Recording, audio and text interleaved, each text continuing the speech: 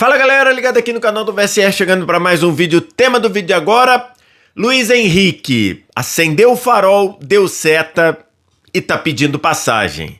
Vamos falar sobre isso e outras coisas da vitória do Brasil por 3-0 sobre o Chile, depois da vinheta.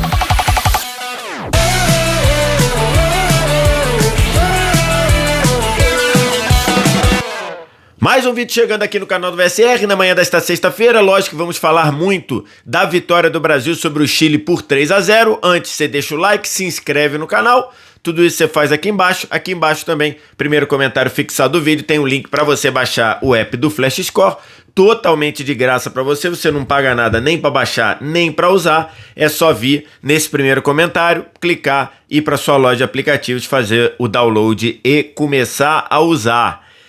Quero falar aqui sobre a vitória do Brasil por 3-0 sobre o Chile e, em especial, falar de alguns jogadores que aproveitaram oportunidades, já que o tema desta data FIFA eram testes, jogadores que aproveitaram as oportunidades. Antes da gente começar, vou deixar aqui os números que o Flash Score produziu lá no seu app, né? Que na verdade produziu não, quem produziu foi a seleção brasileira. Os números que o Flash Score compilou e nos apresentou para mostrar uma superioridade incrível do Brasil sobre o Chile, e não podia ser diferente.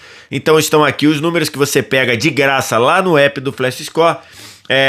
64% de posse de bola para o Brasil, 22 finalizações contra apenas 3 do Chile, 7 do Brasil foram no gol, no alvo, e o Chile não chutou no alvo. Chances claras, o Brasil produziu 5 chances claras, das 5, em 3 fez gol. 4 escanteios para o Brasil, 3 para o Chile. Em escanteios teve ali um equilíbrio que a gente não viu em outros aspectos do jogo. E aí esse aqui chama atenção: toques na bola dentro da área adversária. Isso daí é uma boa métrica para você ver volume de jogo, porque volume de jogo próximo ao gol adversário, né? Porque você pode ter muito volume de jogo com a bola lá no meio campo, aquele toque de bola improdutivo, ou você pode tocar na bola próximo ao gol adversário. O Brasil tocou na bola dentro da área do Chile 41 vezes. O Chile tocou uma vez na bola na área do Brasil. Aí tem ali interceptações 9-14, defesas 4 e faltas 14-11. Esses números aqui, o Flash Score te dá totalmente de graça no app. Então foi uma partida toda controlada do Brasil, né? O Brasil não teve nenhuma questão contra um Chile completamente fragilizado, um Chile com técnico interino, um Chile lanterna das eliminatórias. Olha só, o Chile lanterna das eliminatórias, última das 10 seleções das eliminatórias sul-americanas, começando um projeto a longuíssimo prazo, né? A galera mais antiga já não frequenta mais a convocação, a turma a geração de ouro do Chile, bicampeão da Copa América, com presença em Copa do Mundo, já não é mais chamado, enfim, então não cabe nem a gente ficar aqui falando, analisando muito o jogo.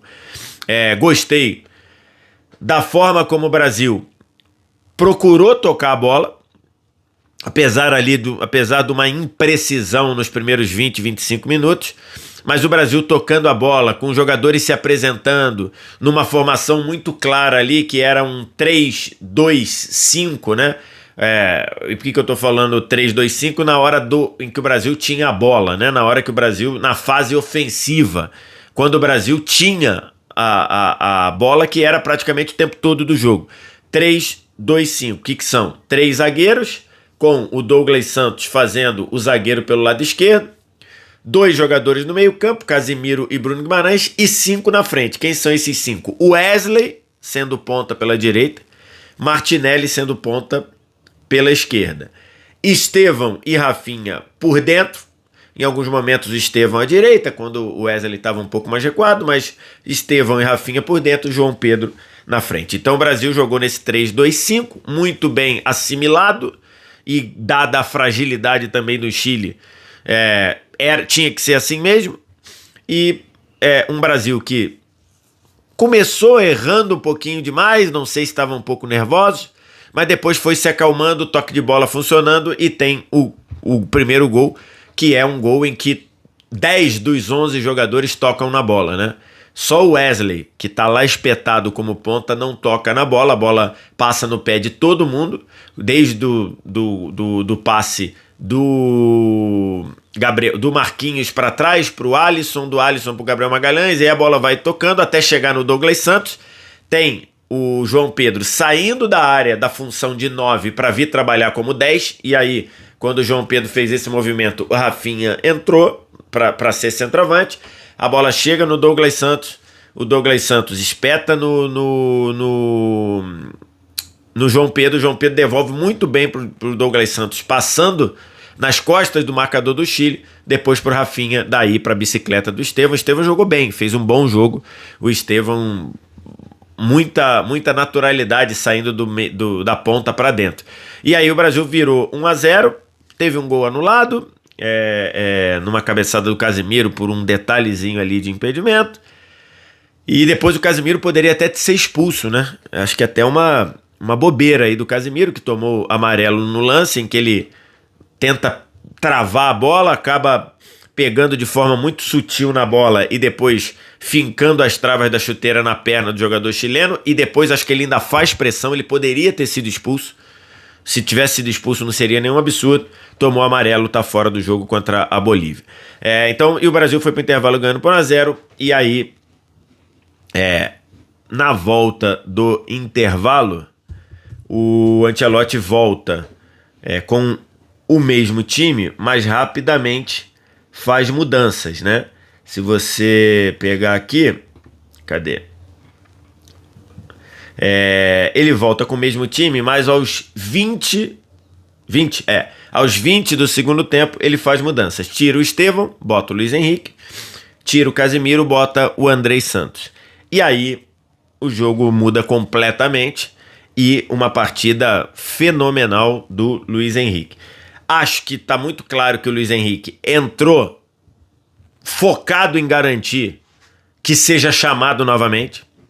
Acho que isso estava na cabeça do Luiz Henrique, mas ele fez muito mais. Ele atropelou. O que o Luiz Henrique fez, a quantidade de jogada individual, que ele partiu para cima, que ele buscou o 1 contra 1, que ele passou pela zaga chilena, que ele buscou, se ofereceu como tabela para receber na frente. O volume de jogo que ele trouxe foi algo fenomenal, foi algo incrível para mim. E aí eu tô tranquilo para dizer que se vocês olharem o vídeo que eu falei aqui sobre quem seriam os meus 26, o Luiz Henrique tava. Se vocês acompanharem, acho que eu nem falei aqui no canal do VSR, mas falei muito na TNT Esporte. Quem eu começaria jogando contra o Chile? Eu falei que eu começaria jogando com o Luiz Henrique.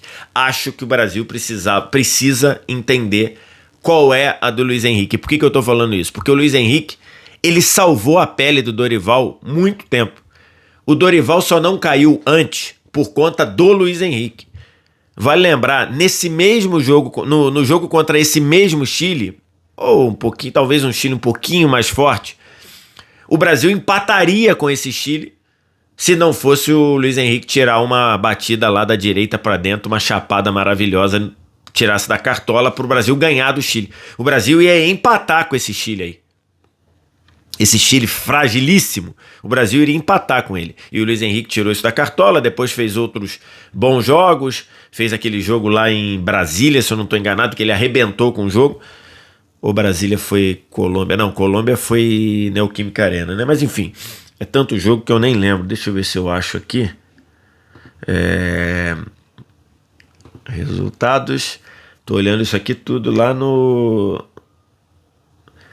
Flash Score, tá? Qual é? Não. Brasil e Paraguai foi Neoquímica Arena. Esse jogo é Brasil e Peru. O jogo lá é Brasil e Peru, que ele acabou com o jogo também, jogou muito bem. Então, assim, o Luiz Henrique precisava voltar na convocação. A primeira convocação do Ancelotti, eu até critiquei a ausência do Luiz Henrique, depois fui convencido pelos argumentos, e o Rodrigo Caetano falou bem sobre isso. Quando o Ancelotti fez a convocação, a Liga Russa tinha acabado de voltar. O Luiz Henrique tinha, depois de um tempão, depois de toda aquela reta final de Botafogo, aquela loucura que foi, vai jogar Libertadores, volta para jogar Brasileiro, vai jogar Mundial e tudo mais, então aquela loucura que foi, o Luiz Henrique estava muito tempo sem inatividade, porque a Liga Russa tinha acabado de voltar, o Luiz Henrique acho que tinha jogado um amistoso e metade de um jogo oficial lá, então e a primeira lista do Ancelotti decidiu não chamar o Luiz Henrique. Depois eu entendi que valia, tinha sentido não chamar naquele momento, mas agora tinha que chamar o Luiz Henrique, até pelo que ele jogou com a camisa da seleção brasileira. E até pela naturalidade com que ele joga com a camisa da seleção brasileira. Parece que ele joga na seleção há 15 anos. Então, e ontem a gente viu isso contra o Chile. Ah, mas foi contra o Chile. Beleza, lógico, temos que fazer essa ponderação. Quem acompanha aqui meu trabalho aqui sabe que eu sempre digo que dá para você tirar avaliações de qualquer adversário, fazendo as famosas correlações, os famosos contrapesos, as famosas considerações. Então, mesmo sendo contra um time frágil como o Chile, o Luiz Henrique fez uma partida fantástica, não à toa, participou bem com jogadas individuais dos 2 gols seguintes, né? Na jogada pelo lado da jogada do segundo gol. Ele e o Paquetá tinham acabado de entrar. Não, Paquetá não. O Paquetá tinha acabado de entrar junto com o Caio Jorge aos 26 do segundo tempo. Tinha acabado de entrar. O Paquetá estava a 40 segundos em campo quando o Alisson bate um tiro de meta e a bola vem sendo progredindo de pé em pé. Começa com o Paquetá no grande círculo. O Paquetá dá uma metida de bola, se eu não me engano, para o Andrei. Depois a bola acha o Luiz Henrique ali na meia esquerda. O Luiz Henrique chama 2 chilenos para dançar, faz a jogada individual, cruza.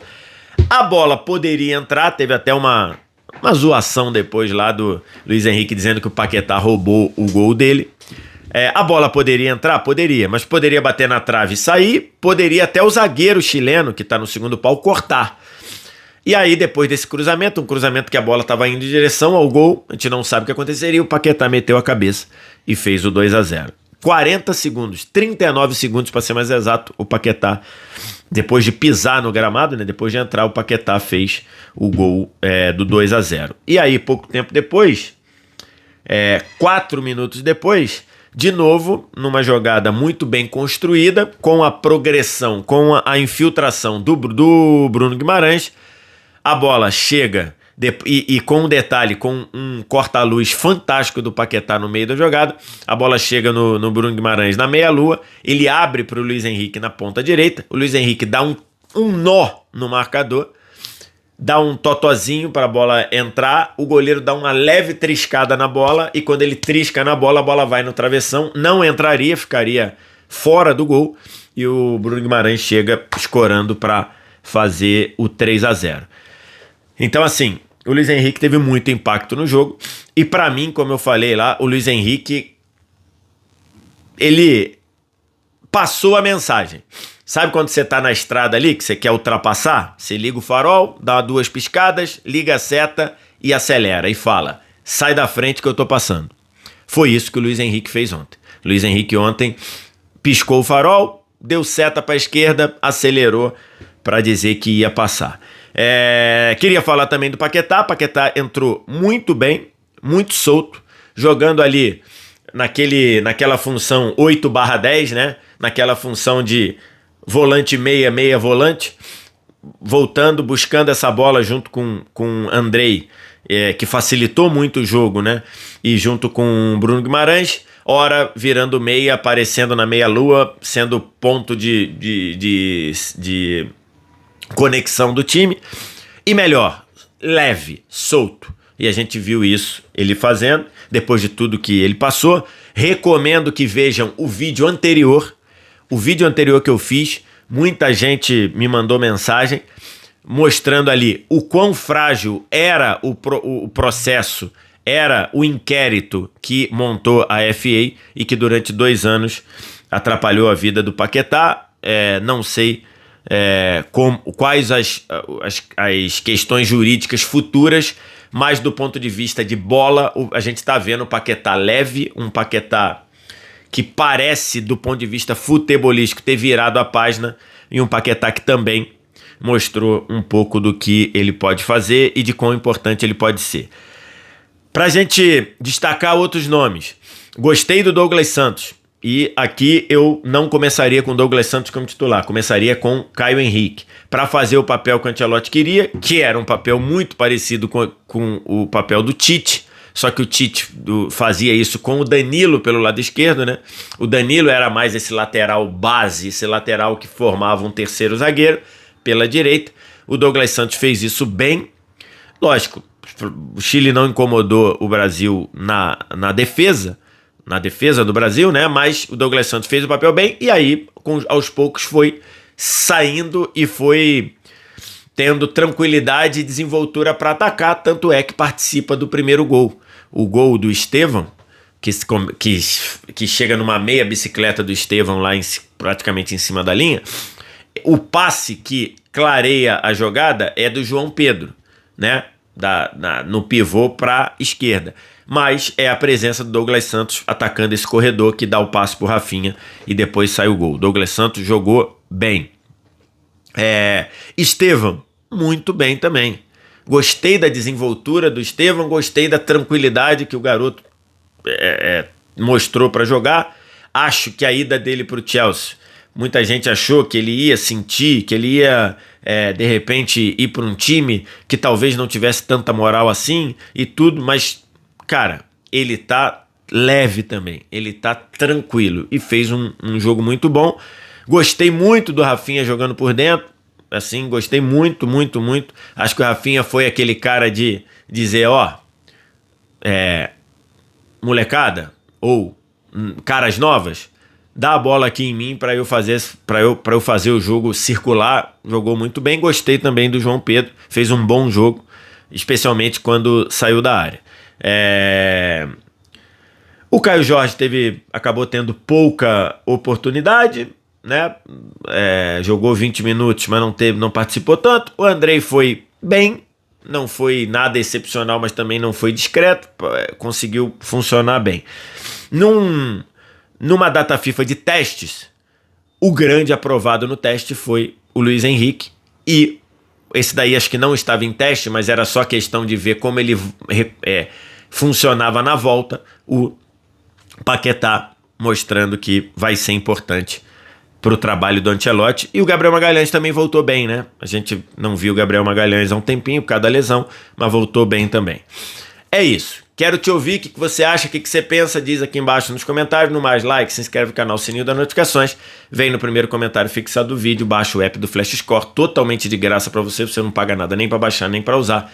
Só vir, fazer o download e correr pro abraço. Obrigado demais pela audiência, um abraço. Tchau.